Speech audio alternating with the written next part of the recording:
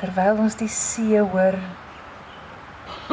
en die Harida so luidkeel saam met ons U eer besing, is daar 'n ongelooflike dankbaarheid binne in ons, dat U ons met nog 'n jaar geseën het.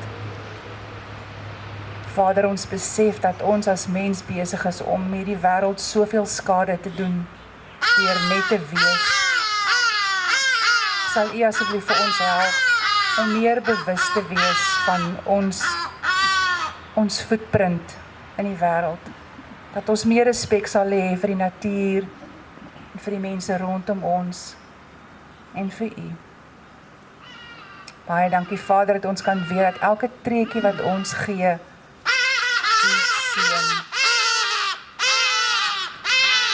Dankie Vader, dat ons kan weet dat ons nooit alleen is nie.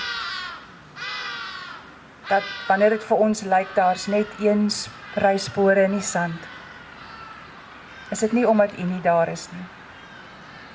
Dis omdat U ons gedra het.